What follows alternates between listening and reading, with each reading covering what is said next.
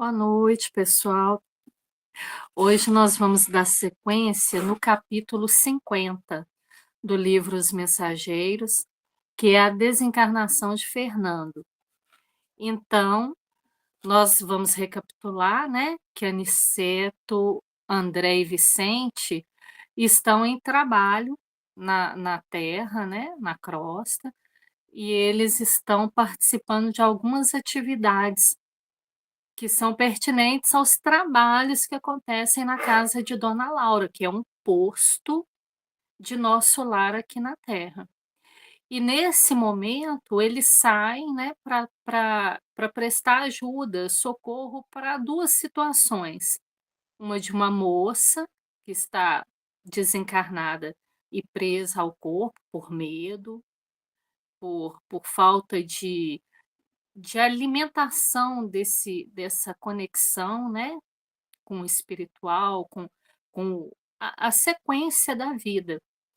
E outra é o seu Fernando, que é um encarnado que está com um câncer, uma leucemia, e ele está em iminência de voltar para o plano espiritual. Então, nós estamos estudando o desencarne do seu Fernando, e que traz para a gente muitas explicações, traz para a gente assim, uma luz de entendimento mesmo para nós, né. Então, nós paramos semana passada no parágrafo onde o Aniceto está perguntando para a mãezinha dele, vocês estão lembrados? Se, seria ela a responsável por levar o seu Fernando, né, levar o espírito, o corpo espiritual dele, quando ele fosse desenfaixado do corpo. Né? Então vamos voltar lá nesse diálogo. Ele diz assim, ele pergunta para ela, né? A irmã está incumbida de encaminhá-lo? Essa pergunta vem de Aniceto, compreendendo a extensão dessa tarefa. Não era uma tarefa fácil, por vários motivos. E ele diz assim: precisamos ponderar quanto a isso, porque o despreendimento integral se verificará dentro de poucos minutos.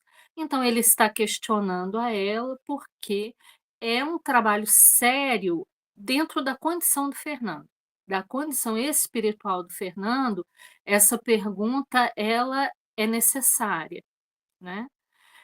Não é um desencarne fácil, e tem toda uma tramitação aí de vivências, de associações, que não é só desligá-lo do corpo para que a mãezinha dele o direcione para um lugar para ele se recuperar.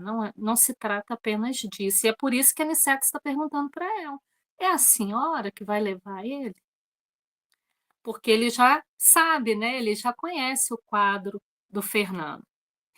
E aí ela responde, né?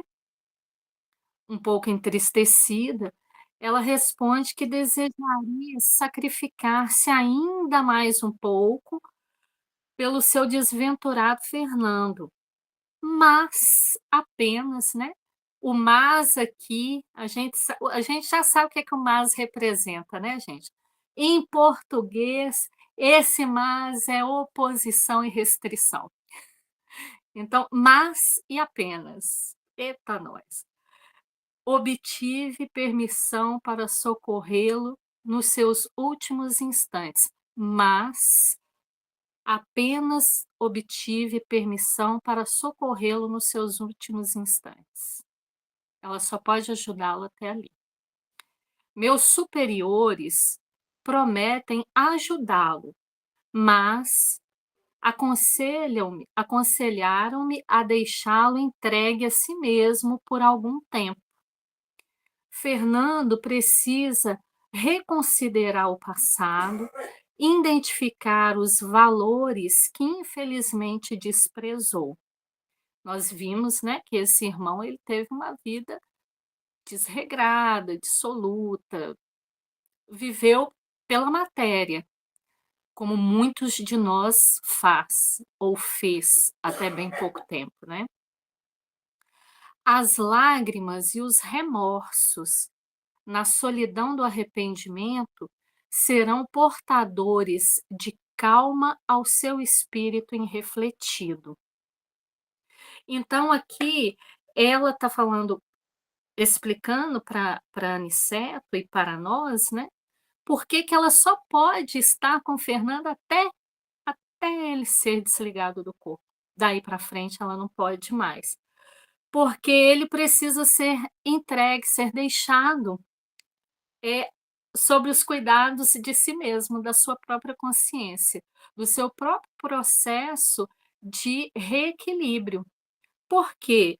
Por questão de afinidade, que nós veremos mais à frente, Fernando, ele vai para um ambiente de uma região do umbral, que tem conexão direta com o estado da alma dele.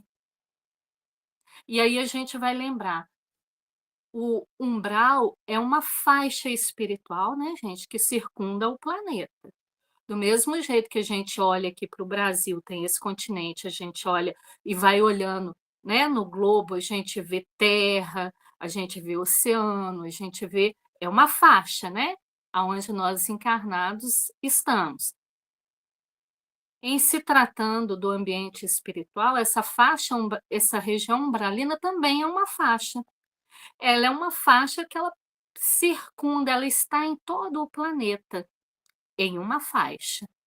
Essa faixa tem gradações, tem ambientes espirituais menos sofríveis, tem ambientes espirituais mais sofríveis, né, tem as trevas, tudo isso está dentro dessa faixa de região no plano espiritual. Então a gente vai lembrar, tem um umbral mais pesado, tem as trevas, né, são gradações de um ambiente, porque da mesma forma existem espíritos que gravitam, nessas diferentes faixas por interesses, por vontade, por desejo, por desequilíbrio. Cada uma dessas faixas, acolhe a um grupo de espíritos.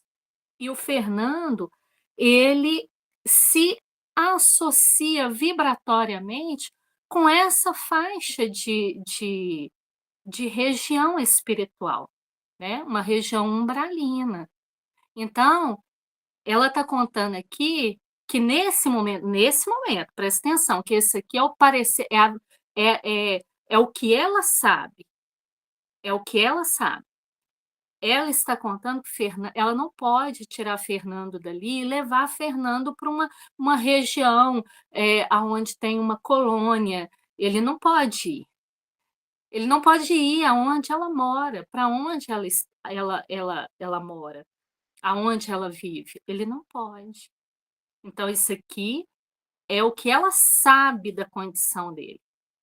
E ela sabe que como ele desprezou todas as oportunidades que ele teve na vida e se entregou a situações adversas, ele se associou, porque ele criou essa vibração. Um exemplo, quem gosta de fofoca, cria aquele ambiente, tem aquele perfume na sua estrutura espiritual. Quem gosta de prejudicar os outros, gosta da desonestidade, tem esse perfume, tem essa vibração, se associa com mentes iguais a essa, com interesses iguais a esses, busca intimamente nessas associações um ambiente aonde essas mentalidades se associam. Então tudo isso aqui serve para nós podermos nos esclarecer aonde que nós, vivemos no nosso dia a dia a maior parte do nosso tempo. não é na nossa encarnação, não é num momento específico, né, é na maior parte do tempo, se a gente for fazer uma média, aonde os nossos interesses se encontram mais, né, é aonde a gente para onde a gente conduz o maior fulcro das nossas energias. Então ela está falando do filhinho dela, né, porque, ele não tem, como eu já disse, ele não tem merecimento para ir para um ambiente diferente desse. Alguma coisa, pessoal? Pois não, Kátia. Aqui nesse pedacinho, Renata, me chamou a atenção, meninas, que assim, que você vê que o amor de mãe não acaba após a morte, né? Que um amor, quando ele é verdadeiro mesmo, ele se perpetua.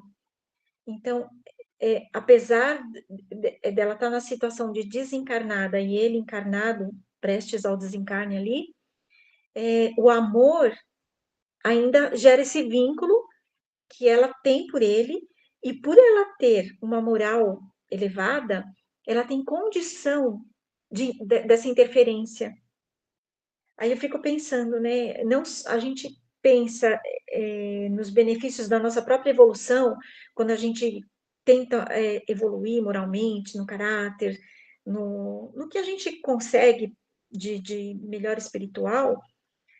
Olha que interessante, né? Você tem a oportunidade de ajudar quem você ama. E eu achei isso bem interessante, né? Agora, assim, o quanto essa ajuda, ela pode ser uma ajuda efetiva e que não venha a passar do parâmetro da interferência. Porque ela teve autorização para ajudar esse filho, mas aí os mentores disseram a ela: você pode ajudar, mas você não pode acompanhar, porque daqui a alguns minutos ele vai desencarnar. Qual será a situação? O que será feito? E ela tem uma moral tão elevada que ela consegue ajudar sem interferir, sem ter esse apego que normalmente mãe tem pelos próprios filhos, né? De ir além do amor da ajuda, passando para a interferência. E no momento da interferência, ela sabe que ela vai deixar ele não evoluir, que o processo dele vai ser interferido. Então, o amor está aí também, amparar e deixar ele nas reflexões, no processo de continuidade das reflexões dele, para que a evolução dele não seja interrompida. Então, eu acho que esse trecho fala muito do amor que ela tem, mesmo desencarnada, esse amor não acaba, ela continua com essas ligações afetivas, e até onde o amor não pode virar uma interferência. E a moral que ela tem, a educação que ela tem de seguir a orientação dos mentores, sem essa interferência. Achei bem interessante esse contexto, né? Obrigada, Renata. Obrigada, Kátia. Aí, continuando, mais alguém, gente, gostaria de trazer alguma observação para gente? Realmente a reflexão da pano para manga, Ô, viu? Renata, uma coisa que Oi. eu estou pensando aqui, eu acho que esse trecho também leva para nós, né, refletirmos que com nossos filhos, né, que a você é responsável, eu com o amor de mãe, né, vou estar ali cuidando, parando, mas você vai ser responsável pelos seus atos, sabe? Eu acho que é um pouco isso também, que essa mensagem quis mostrar para nós, né, claro, nas devidas proporções, mas né, nós, como mãe, tentamos proteger da melhor maneira possível, mas você tem consciência, você, como adulto, né, você vai ter que arcar com as consequências. Se ela pudesse dizer para ele, né, claro, não falou isso, não está escrito isso aqui, mas é mais ou menos isso. Olha, meu filho, você teve o seu livre-arbítrio, agora eu vou até onde eu posso e foi permitido. Agora, você vai arcar com as consequências disso, dos seus atos. E o que é interessante, Denise, é que eh, ela está assessorando ele em espírito, né? Ela já é desencarnada. E ele não tem Sim, mínimo entendimento sobre isso, nenhum. Tanto que essa fala dela aqui, né? Que Fernando precisa reconsiderar o passado. Reconsiderar o passado não é algo fácil da gente fazer. exatamente. E identificar os valores que infelizmente desprezou. Então, quer dizer, ele vai para um ambiente, ele vai ter muito tempo através de um sofrimento, né, gente? De um sofrimento. Um sofrimento, vamos colocar físico, vamos colocar moral, porque reconsiderar o passado é você passar a limpo tudo aquilo que você já aprendeu, tudo que você viveu, as escolhas que você fez. Não é um processo fácil e nem rápido. Não é fácil e nem rápido.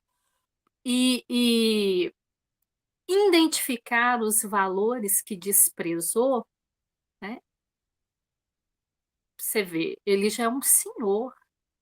Está falando aí de uma encarnação desperdiçada, aonde desperdiçada dentro desses critérios do que ele garimpou para ele. Espírito nenhum deixa de evoluir, por mais mal aproveitada que seja a sua encarnação, espírito nenhum deixa de evoluir.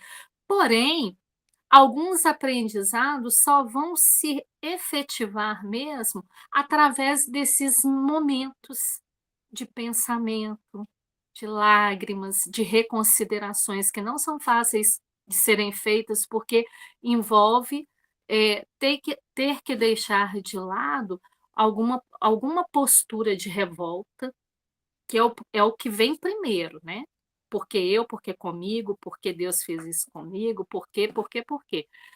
Então, assim, a primeira consultoria que nós fazemos é com a revolta, infelizmente. Depois a gente vai considerar outras coisas. Então, assim, não é uma coisa fácil, não. Não é para ela que vai assistir, mas para ele será muito pior, né. Mais alguém, gente? Pois não. Só mais uma coisinha, Renata, é aqui, né, que eu tô pensando aqui, você está falando. Estou pensando que nesse caso você percebe que a misericórdia de Deus caminha junto com justiça, né? Que ele está recebendo uma misericórdia, ajuda da mãe, proteção, mas ele vai ter que refletir. Ele vai passar por remorso, por reflexão, por consequências educativas, para ele ter a oportunidade de continuar o processo de evolução dele, né? Mas ele, Sim. mesmo assim, não está desamparado. Ele vai ter a justiça junto com a misericórdia, né? Muito interessante. Aí ele Sim. recebe amparo, proteção, e essa oportunidade de se recuperar e de uma forma mais branda, porque depois a gente vai ver que ele vai ter espíritos que já estão Depois. apostos, né? E ele não vai precisar passar por isso. De uma certa maneira, ele está tendo misericórdia, com É, justiça. é isso mesmo. Mais alguém, meninas? Então vamos continuar aqui. Grande, ela fala, é o meu desejo de aconchegá-lo ao coração, regressando aos dias que já se foram. Entretanto, não posso prejudicar, com a minha ternura maternal, a marcha do serviço divino. Fernando, em verdade, é filho do meu afeto. Contudo, tanto ele como eu temos contas com a justiça do Eterno. E no que diz respeito a mim, estou cansada de agravar os meus débitos. Não devo contrariar os desígnios de Deus. Isso aqui me faz lembrar como como mãe, como tia, como irmã, gente, como um ser humano que ama outro, né. Eh, essa essa senhora, ela fala de um sentimento que não é só dela, é nosso. Ela olha para esse filho já adulto, já senhor, né, e ela vê aquele menino que ela embalou nos braços, que se ela puxar pela memória, ela ainda lembra o tom de voz dele infantil, daquelas mãozinhas, e isso me fez lembrar uma palestra que eu estava assistindo há algum tempo, do Haroldo Dutra, e ele falava sobre as mães. E ele falava que, por exemplo, para a mãe a mãe como missão diante, né, de um espírito, eh, ele é juiz, então muitas vezes no fórum ele tinha que julgar determinadas situações que era de competência dele, né. Então, assim, eram homens, rapazes, que cometiam crimes, né, crimes. E aí ia dar as sentenças e, ao final, as mães vinham procurá-lo: "Ô doutor, meu filho é um menino tão bom". Às vezes o menino é um homem que matou, que roubou, que praticou crimes, né. A natureza do crime não importa. Ele foi preso, foi julgado e responderia diante da sociedade pelo o ato que cometeu. Mas para aquela mulher, e ele fala: "Gente, para aquela mulher, aquele homem que foi julgado é um menino bom", porque ela olha o que que é os olhos do amor. Ela olha e ela vê um menino bom. O menino que dormia, ela ia lá cobrir, dava um beijinho na cabeça, fazia o sinal da cruz, coisa que a gente faz com os filhos da gente. Não importa se é menino, se é menina, não importa. Então, a mãe, ela vê o menino. Ela sabe que o menino fez algo terrível, que ele vai chorar e ela não vai poder socorrê-lo. Isso dói na alma dela de tal forma que ele fala assim, nessa palestra dele, ele fala que não tem como você não se comover com o ser mãe, com a criatura mãe. Não tem como. É o menino. Meu menino é bom, doutor. Ele realmente fez algo que não deveria ter feito, mas ele é um bom menino. O amor, gente, possibilita enxergar o outro, independente do que fez e mesmo consciente, muito consciente, com essa visão. Aí vocês imaginam a gente hoje, assim, meia boca igual a gente consegue fazer assim, né. Imagina quando a gente for muito melhor. Quando a gente não vê só nos filhos da gente esses meninos bons, né. Então é algo para pensar, porque ela diz assim, eh: "No que respeita a mim, estou cansada de agravar os meus débitos, não devo contrariar os desígnios de Deus". É é muito dura essa reflexão, esse entendimento, ele é duro demais, gente. E ele não vem rápido, ele vem porque é um processo das reencarnações, é um processo de evolução, né. Mas ele não vem fácil, ele é muito duro, porque você olhar uma pessoa que você ama e dizer assim: "Fez algo muito errado, tem que reparar sim", e continuar amando, sem interferir, porque a gente no momento da nossa do nosso estágio evolutivo, diante de algumas circunstâncias que envolvam pessoas que a gente ama, será que diante de um mal feito será, né, aí é nós, cada um de nós, diante desse momento. É um divisor de águas. Será que diante de uma situação a gente não esconderia a pessoa, ou as provas, ou o crime?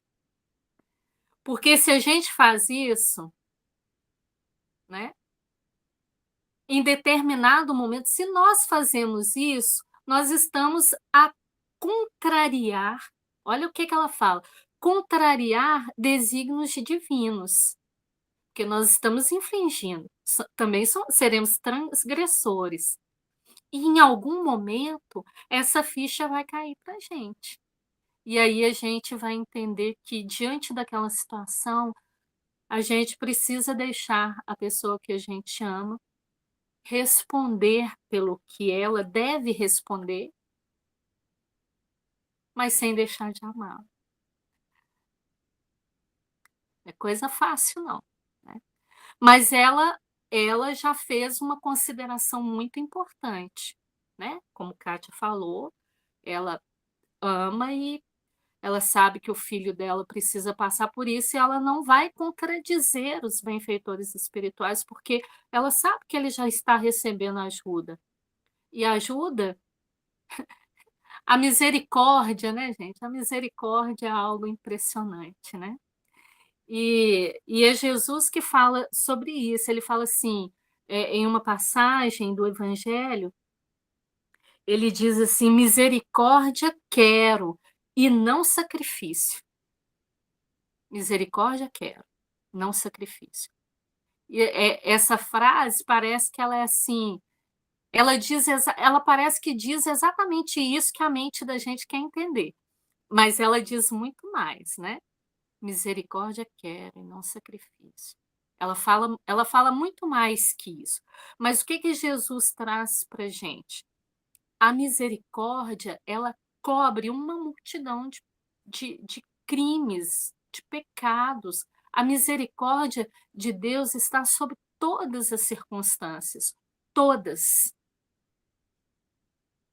De nós não é retirado aquilo que nós temos que reparar.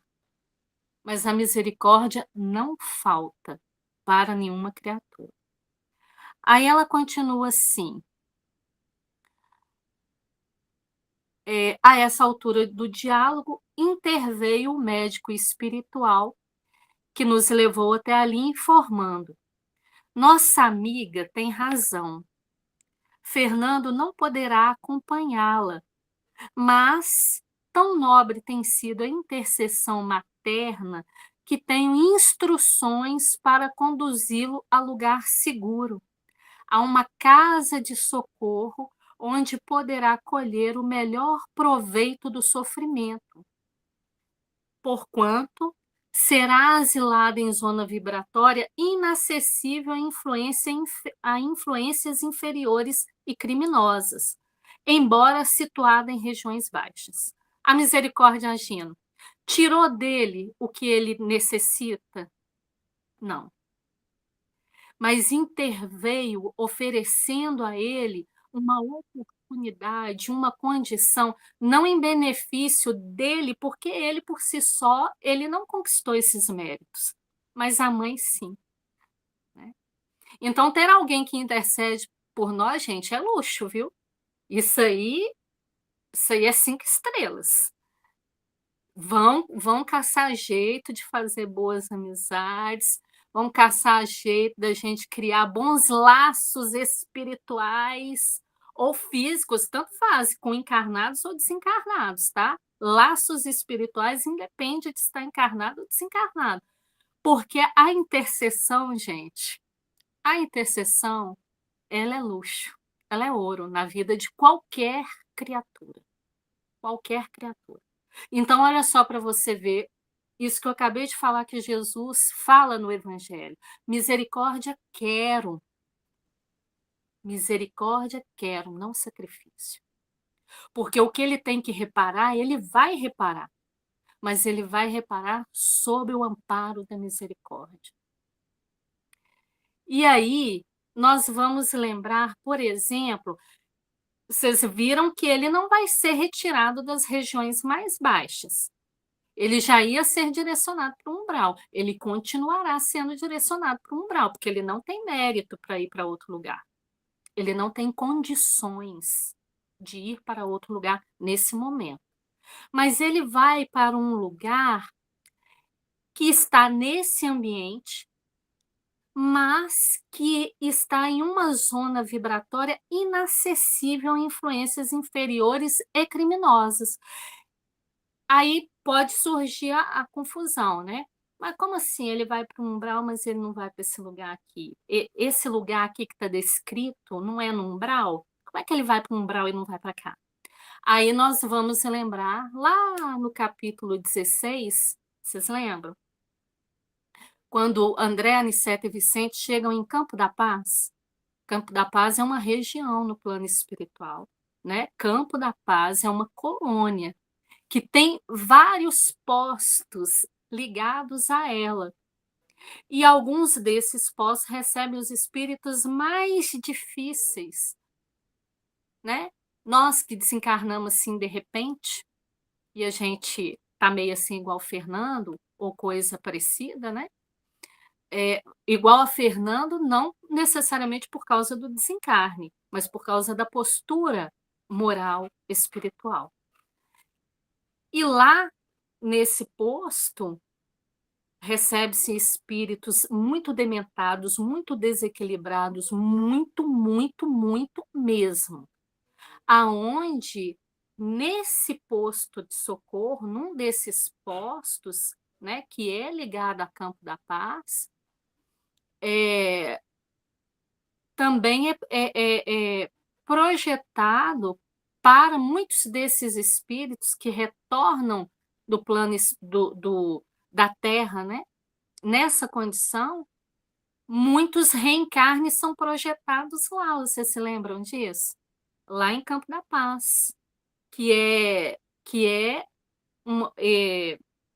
dirigido pelo senhor Alfredo, ele é o administrador de Campo da Paz.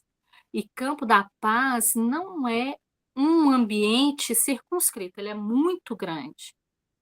Só que eles, dentro de Campo da Paz, dentro desses ambientes espirituais, né? É como se Campo da Paz fosse um bairro. Vamos lembrar? Campo da Paz é um bairro. Dentro desse bairro tem vários postos de saúde. Vários, não um só não. Vários postos de saúde. E esses postos de saúde recebem pessoas muito doentes, que acabaram de retornar para o plano espiritual. Muito doentes, muito desequilibrados, muito mesmo. Muito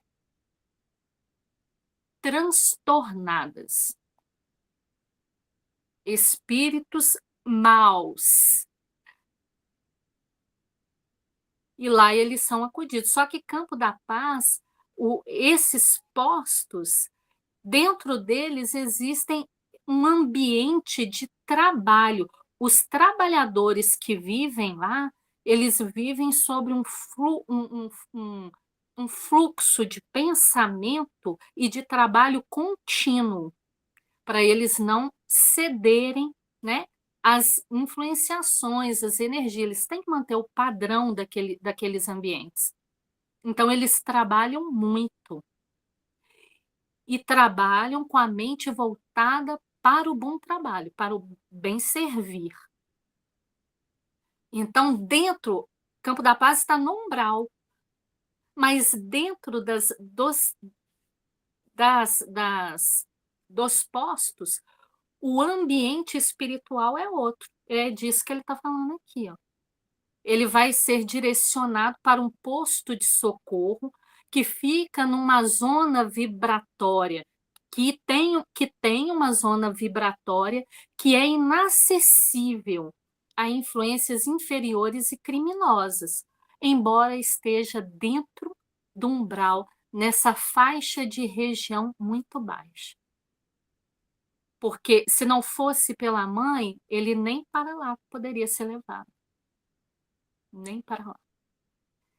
Então, aí a gente vai ver a misericórdia em ação, né. A justiça divina age com amor. A justiça é a justiça, é a lei.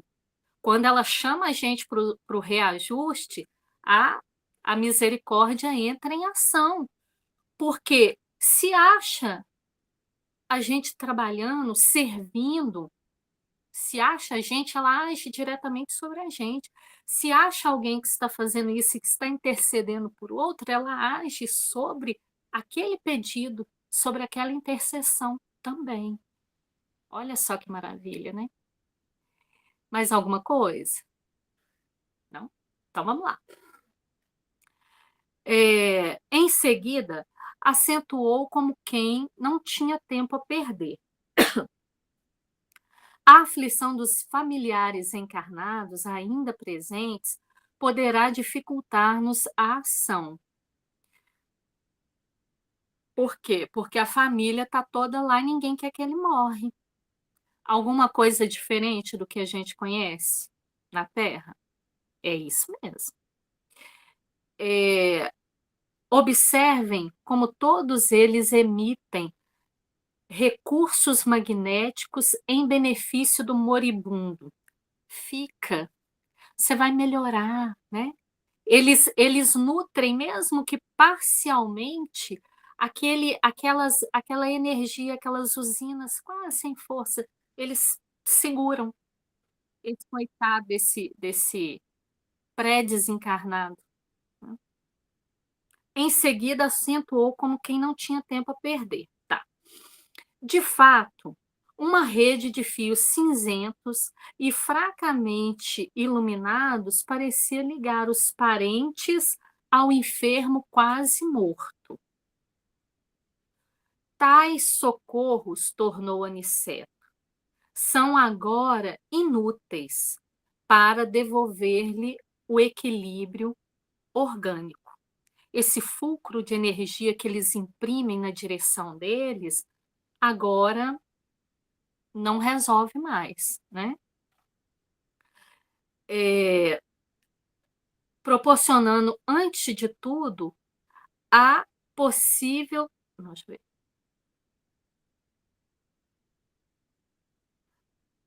Precisamos neutralizar essas forças emitidas pela inquietação, proporcionando, antes de tudo, a possível serenidade da família. Tirou a família, tira o foco, eles têm tempo para agir. E aproximando-se ainda mais do agonizante, tomou a atitude de magnetizador, exclamando: modifiquemos o quadro do coma. Isso aqui a gente vai lembrar, né, em algumas situações, aonde a pessoa que está internada está em condições muito difíceis, muito graves de saúde, está praticamente desencarnada. Aí, de repente, a pessoa, pum, né, alguém coloca ela no forno, ela cresce, ela fica boa, bonita, igual um bolo recém-feito. Aí você fala assim: "Nossa, melhorou, graças a Deus. Louvado seja Deus, vai voltar para casa". Passa um tempo, aonde a família se aquieta, os parentes são informados, ficam mais, né, tranquilos. Passa um tempinho, o paciente vem a óbito, desencarna. Isso é muito comum de acontecer, nós já vimos muito isso, mas não é uma regra, às vezes melhora e vem embora para casa, né.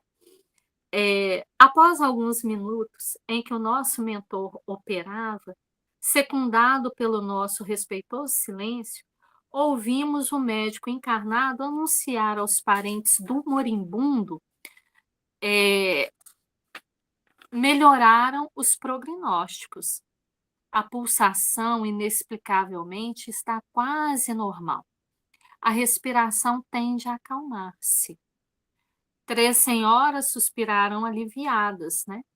Dona Amanda dirigiu-se ao assistente dirigiu Dona Amanda dirigiu-se o assistente à esposa do moribundo.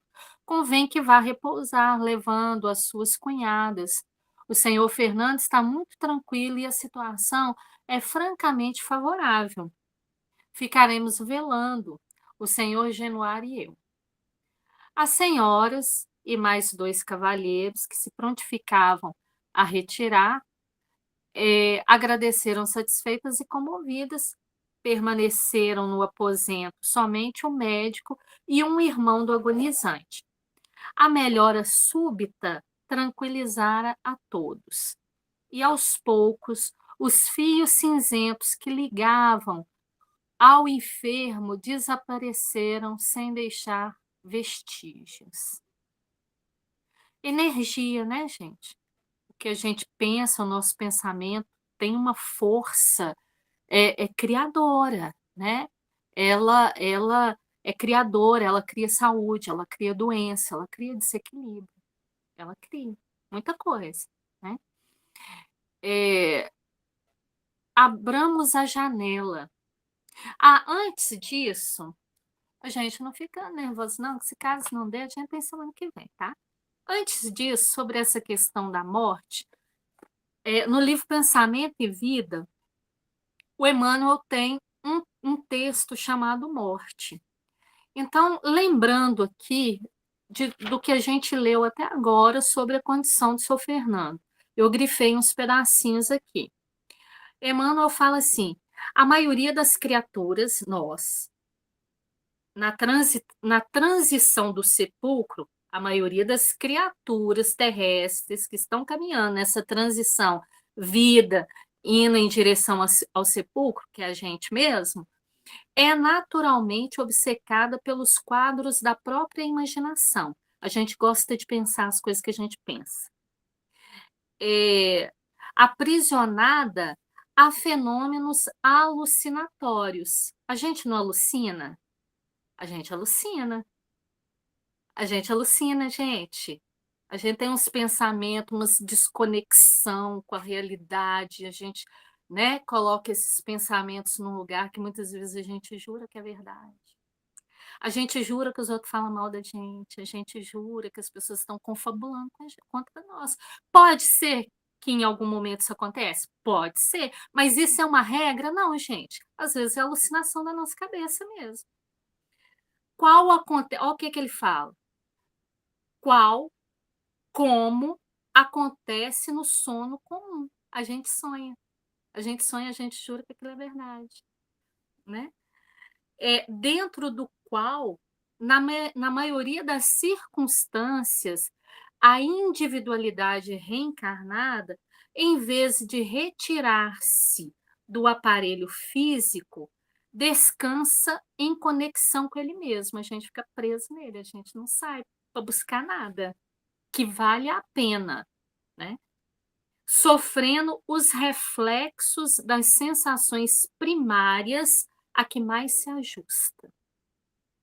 Então, a gente busca as situações das quais a gente mais se ajusta, que a gente gosta, né? No corpo e fora dele. Todos os círculos da existência, para se adaptarem aos processos da educação, necessitam do hábito.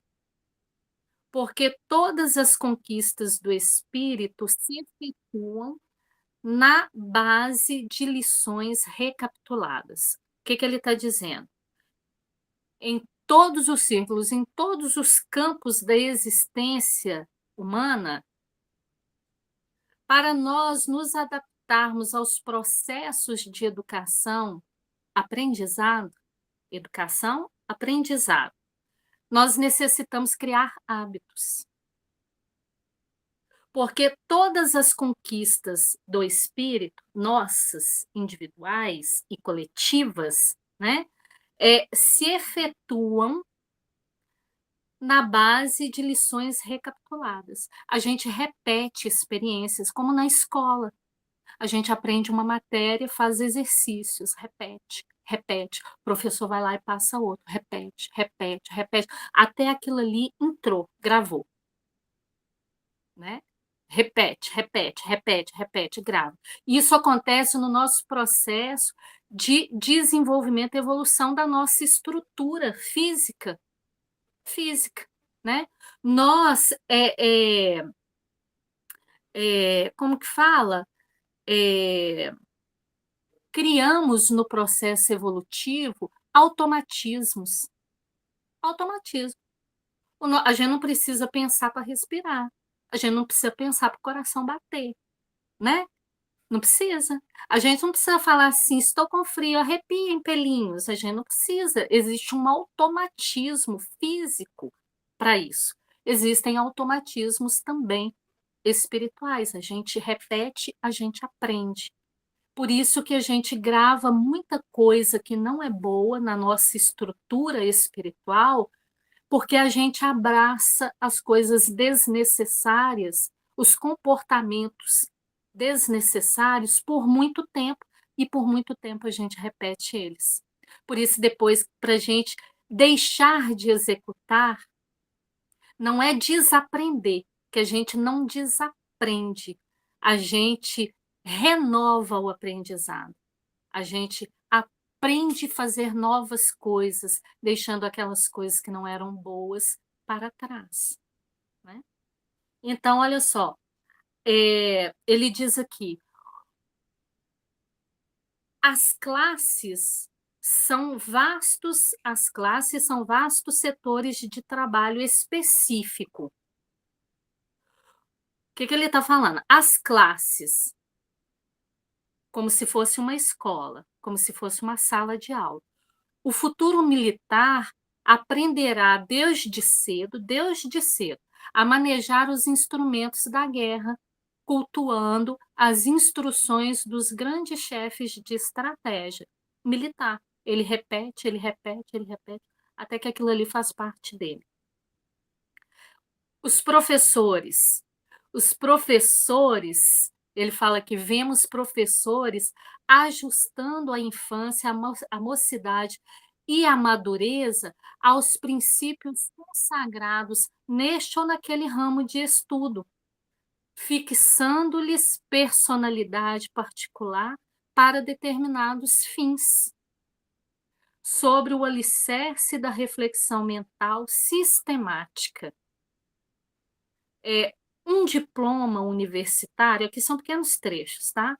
É, no fundo, o pergaminho confirmativo do tempo de recapitulações indispensáveis ao domínio do aprendiz em certo campo de conhecimento para efeito de serviço nas linhas da coletividade.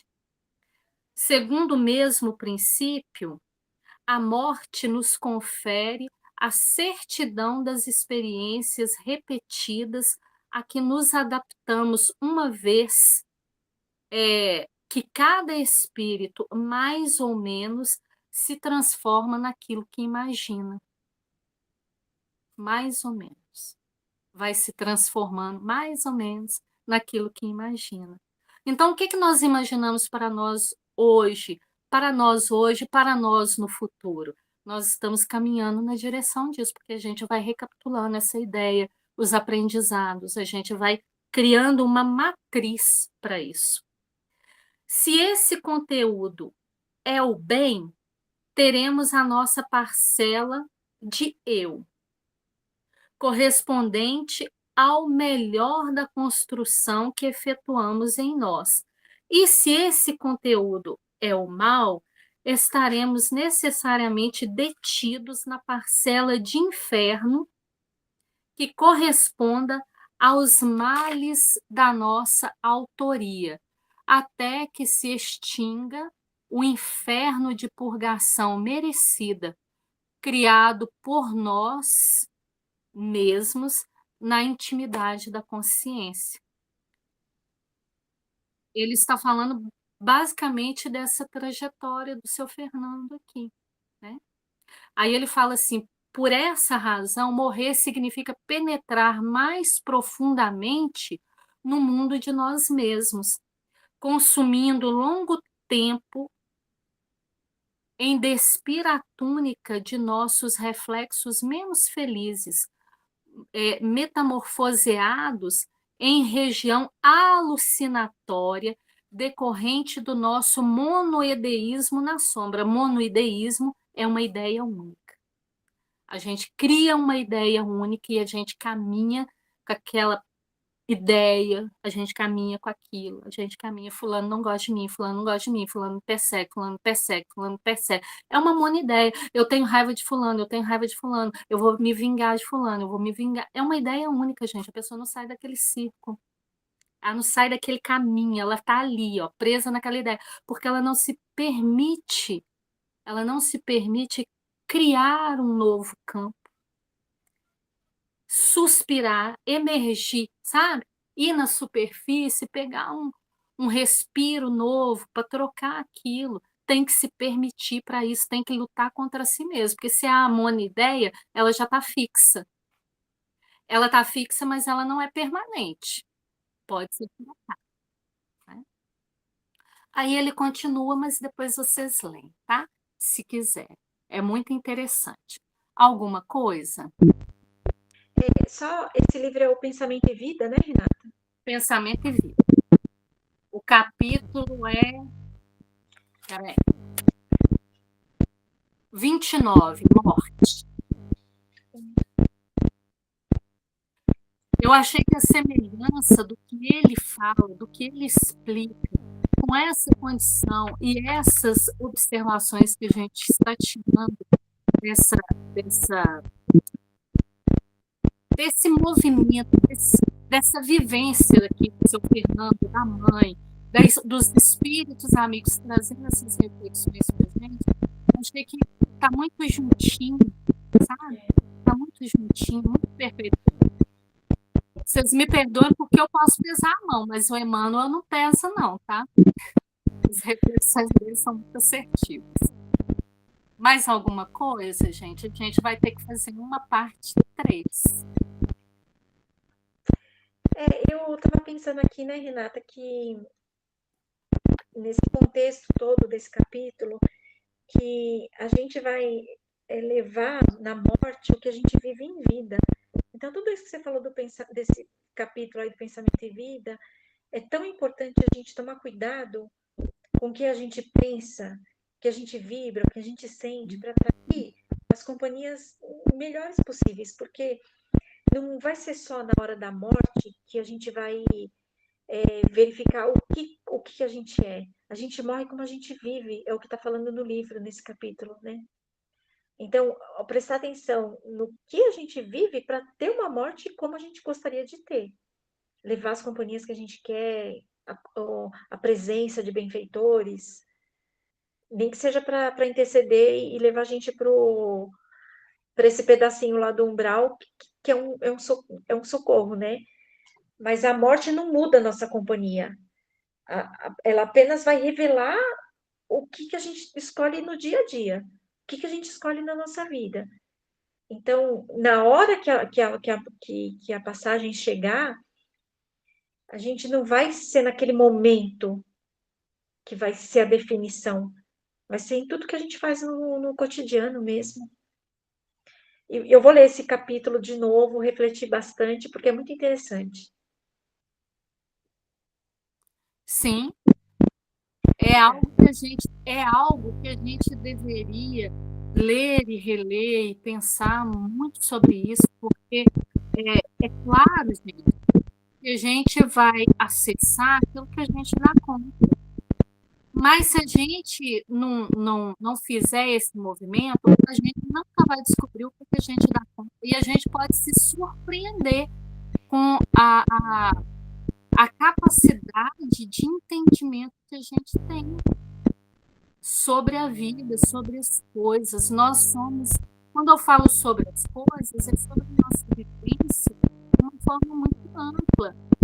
Nós somos muito mal agradecidos. Se nós fizéssemos pequenas reflexões que nós recebemos só nessa encarnação, tá?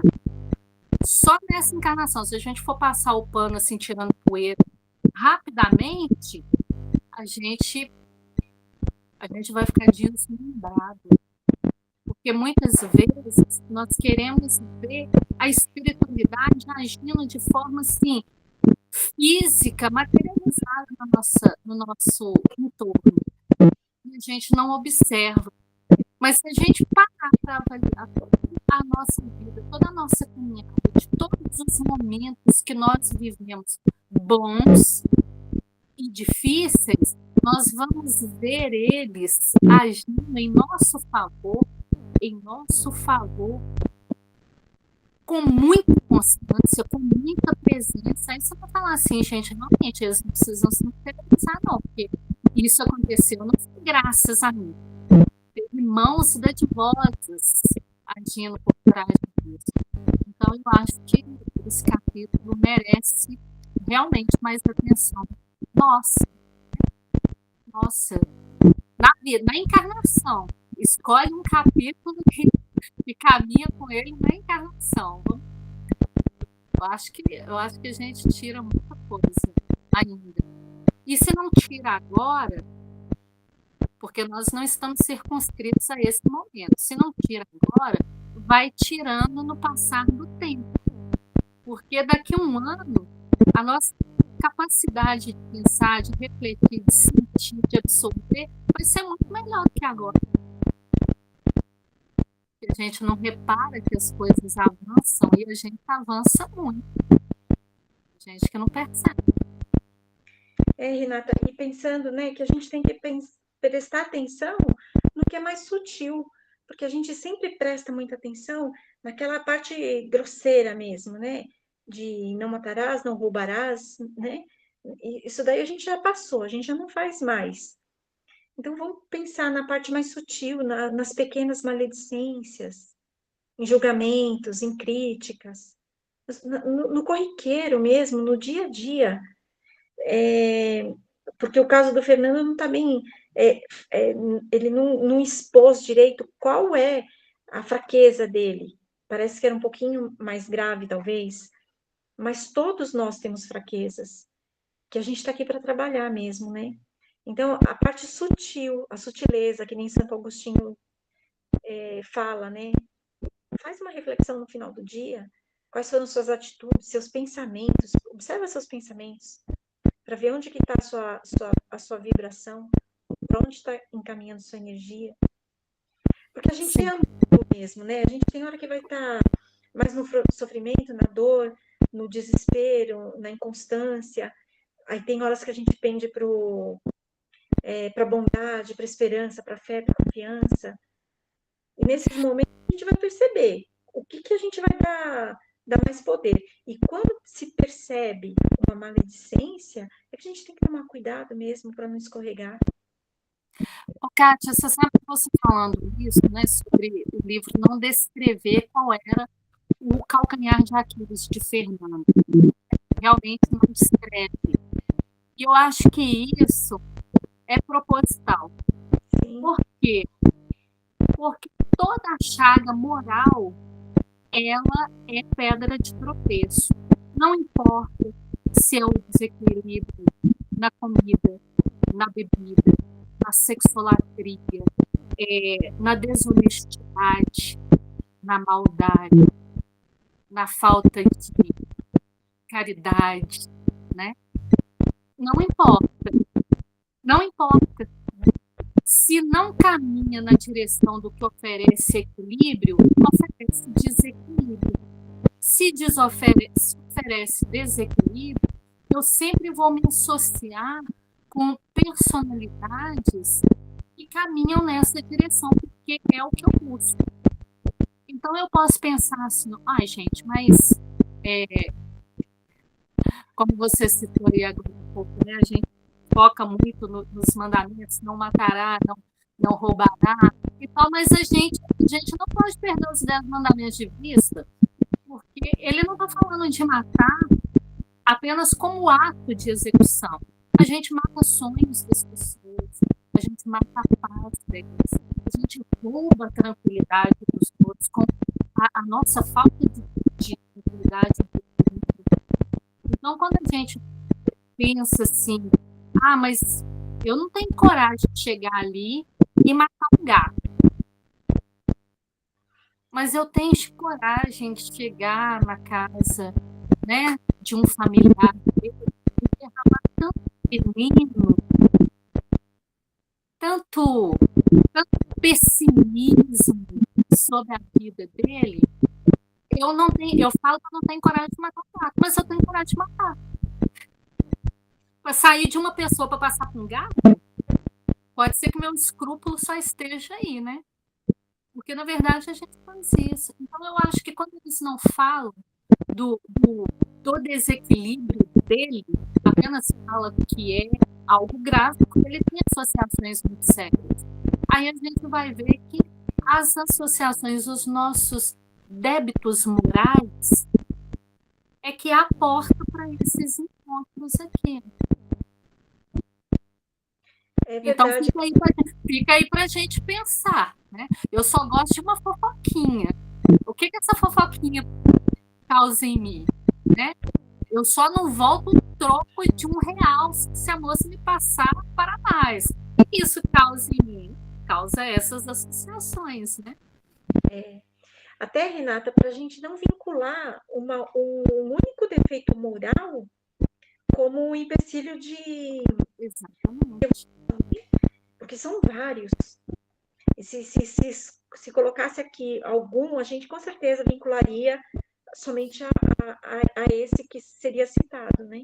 Eu não tenho esse, não. Quem tem esse é minha cunhada. Isso. E minha cunhada está nesse lugar aqui de Fernando, com certeza. Meu irmão. Isso aí é meu irmão todinho. Né? E tem dois tipos de mal, né?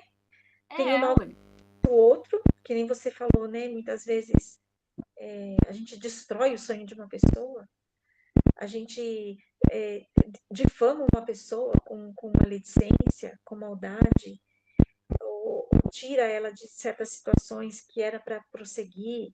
A gente não sabe, a gente com maledicência vai fazendo um agravamento na vida de uma outra pessoa que você nem sabe. Você não tem noção. Uma simples palavra tem um poder de jogar tanta coisa negativa numa outra pessoa, né? Isso é o mal que a gente faz para os outros e o mal que a gente faz para a gente mesmo. Quando a gente tem medo do enfrentamento, quando a gente tem falta de fé, quando a gente tem vergonha, seja o que for que a gente tenha, né? Tem o mal que a gente faz pelo outro e tem o mal que a gente faz para a gente mesmo. Prestar atenção em tudo. E não tem jeito da gente fazer um mal para o outro e não ser vítima desse mesmo mal. Não tem como separar isso. Eu causei um prejuízo na Kátia. Eu causei um prejuízo para mim. A Kátia saiu, que não viu, caiu R$100 do bolso dela. Caiu R$100 do bolso da Kátia, caiu R$100 do meu.